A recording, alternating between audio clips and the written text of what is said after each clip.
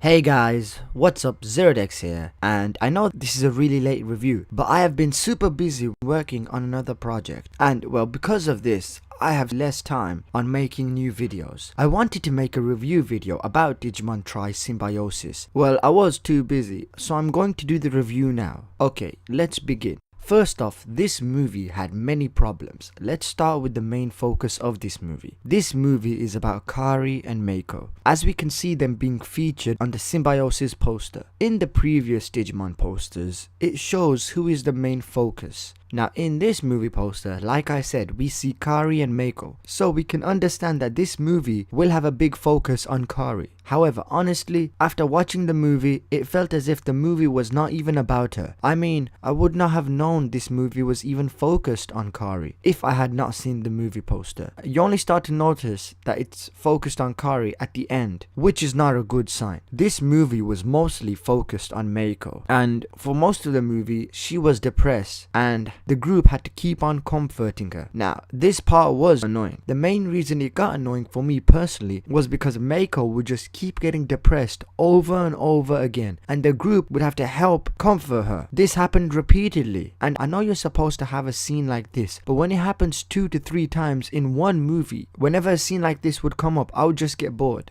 Also, a lot of people do not like Meiko as a character. They hate her, so they will find these scenes pointless and annoying. One major reason why people are annoyed about Meiko and Digimon Tri is because all the Digimon movies are basically focused on Meiko. It's about her interacting with each Digidestined, and in this movie she was getting moody about Meikumon, and the entire group had to rush and comfort her. And what I found really funny was that the group will comfort her and tell her that they are friends and they will never leave a friend behind and they will always help a friend. All the while they are forgetting 4 of their friends are missing. I mean, we saw them go to Ken's house, yet they are not even a bit concerned about the Digimon Adventure 2 cast. I mean, they even saw Imperial Dramon's corrupted form. I mean, that should have been a warning sign that something had happened to their friends.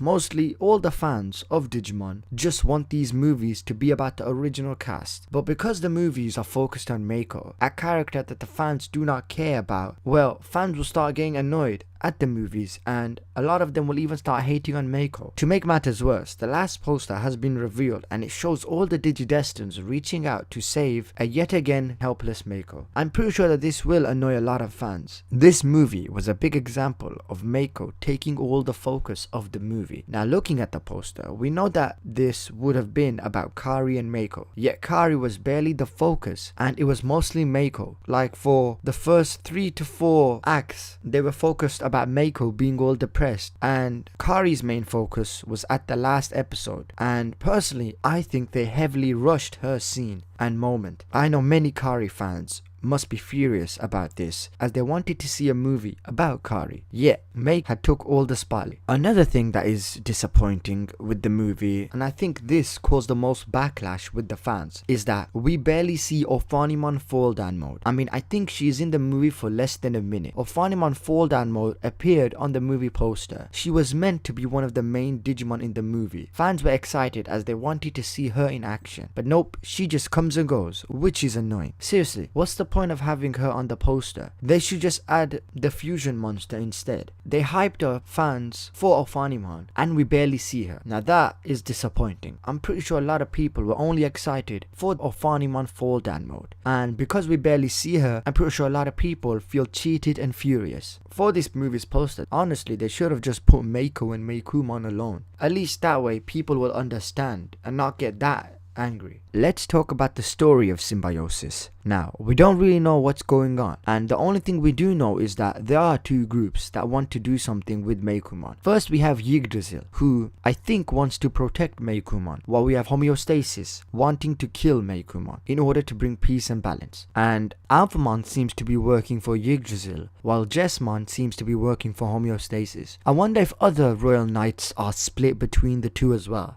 this movie would have been better if we had a civil war between the Royal Knights. Like I said, we don't really know what's happening in the story, as they don't really explain anything, which is really annoying, as we only have one more movie left, and well, they'll need to explain everything in that movie. But this is what I think is happening overall in the story. Now, Homeostasis and Yggdrasil are both gods of the digital world. Both have their own goals. Homeostasis wants harmony amongst both worlds, while we don't really know what Yggdrasil wants, because if it hated humans and wanted to get rid of them, then why did it not just send Alphamon and the Royal Knights to destroy the human world? I'm pretty sure they are enough. I mean, Alphamon did easily defeat the main group's mega levels, so they wouldn't pose a threat. Anyways, Yggdrasil finds the data of Apocalypse and turns it into a Digiegg, and later the Digiegg becomes Meicoomon. Maybe Yggdrasil does this so that it can create a Digimon that is stronger than a Mega level Digimon. After creating Meicoomon, I think Homeostasis becomes aware of Meicoomon having the data of Apocalypse and decides to give it a chance and sends it to the real world, hoping that being partnered with a human would suppress its destructive side. And maybe it also sends Hackmon to observe and report on Meicoomon. Later in the story, Yggdrasil makes Genai evil, so that way it can use evil Genai to help with its plans. So evil Genai sets off Meicoomon by strangling Mei and making it go crazy. And so Meicoomon begins the assault on the real world. Homeostasis ejects the Digidestins from the digital world for failing at suppressing Meikoomon's destructive side and for not stopping the corruption. Homeostasis decides that letting Meicoomon live was a mistake and sends Jesmon to end Meicoomon. Yggdrasil sends Alphamon to protect and provide backup for Meicoomon. Then I think Yggdrasil tries to break Kari so that Kari creates Ophanimon fall down mode, and that it will cause both Meikoomon's Mega and Ophanimon's fall down mode to combine into a powerful Mega level Digimon that's stronger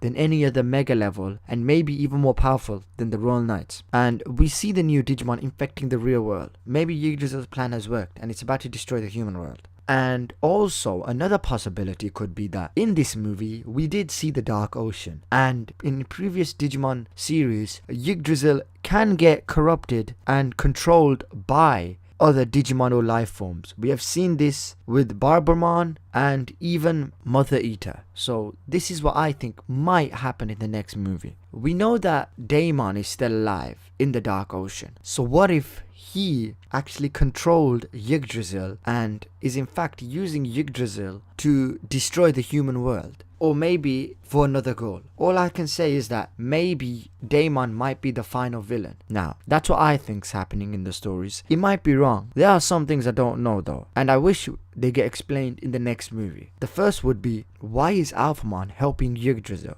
by stopping Jesmon from killing Meicoomon, when in the first movie it seemed Alphamon wanted to kill Meicoomon? Also, out of all the Royal Knights, Alphamon is the one that always goes against Yggdrasil, so there must be a reason why it's helping Yggdrasil. Also, why does Yggdrasil want to create a strong Digimon? I mean, if its goal was to destroy the human world, it could have just sent Alphamon and the other Royal Knights to destroy it. It makes no sense, and hopefully we do get our questions answered. Also, this is a little nitpick, not really that big of a deal, but I did notice it. It made not that much sense to me. Anyways, it's the fact that Matt was actually scared of ghosts in the story. And well, if you remember in the original Digimon Adventures, didn't Matt, when he was 10 years old, actually help defeat Phantommon and other ghost-type Digimon? I mean, he even helped stop Venomyotismon, the Dark Masters, and even Apocalypse. And those guys were way more scarier than a couple of ghosts in a ghost story. So I just found it a bit weird that he would be scared of those ghosts. Well, that's just a little nitpick. Maybe they just added this for humor. To be fair, that scene did feel a bit like filler anyway. Let's talk about the pacing of the movie. The whole movie was slow and it felt as if there was a whole lot of filler scenes. The story only gets good in the final part where we finally see Jesmon and Alphamon. Another massive issue is that there are too many questions that are unanswered, along with them adding even more questions. Like for example, what happened to the O2 kids? Does the Dark Ocean play a role in all of this? Why did Ophanimon fall down mode fuse with Meikoomon's Mega? What about Alphamon? There are just too much questions to the point that he has become annoying. I mean, we only have one movie left and they will have to try to answer all those questions in that movie. They could have just answered a lot of those questions in this movie, but instead we got nothing. We don't even know who the official villain even is. Is it Yggdrasil or maybe someone else like Daemon? For this movie, they focused all the action scenes in the final act, while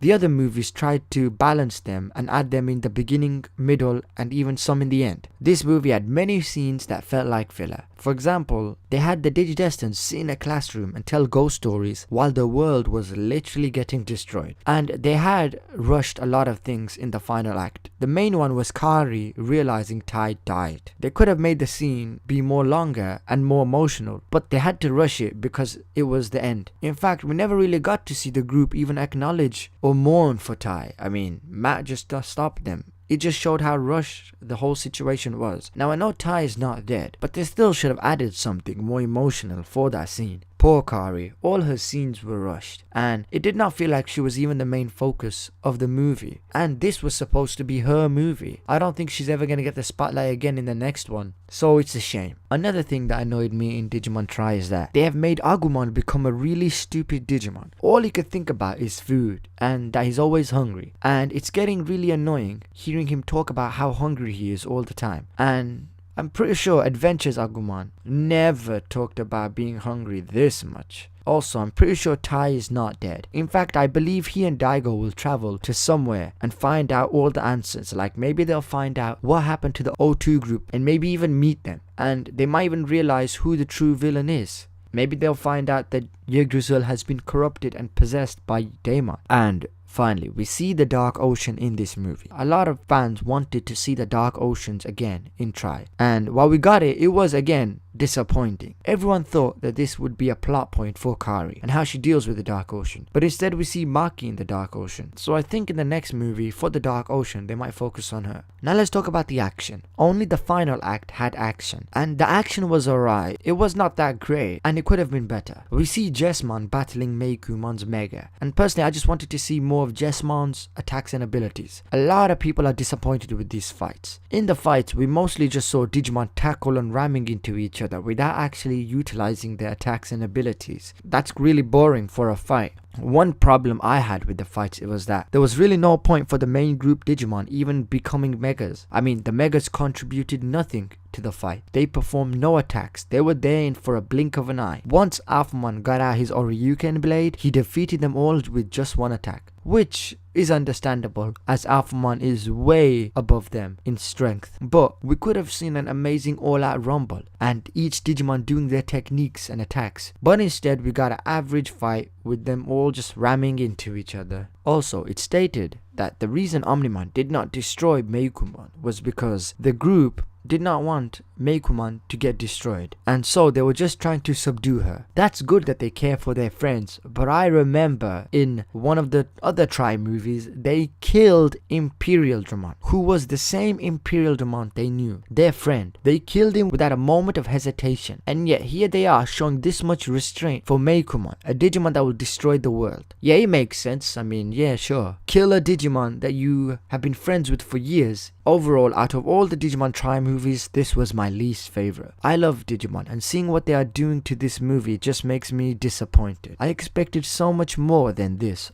I loved the first and second Tri movies, and it seems that we only have one more Tri movie left, and I hope the next movie is not as boring as this movie. What did you guys think of this movie? Did you love it or did you hate it? What do you guys think about Meiko? A lot of people hate her character. Personally, I don't really hate her. I just find her a bit annoying, and that I hate that she takes the spotlight and most of the screen time from the group. But I guess that's meant to happen as the Tri movies are about her. I just wanted to see more of the other Digidestins. Also, are you guys disappointed that we barely got to see Ophanimon Fall Down mode? Post your thoughts in the comment section below. If you guys haven't already, please subscribe. Thanks for watching, and I'll see you guys in the next video. Bye.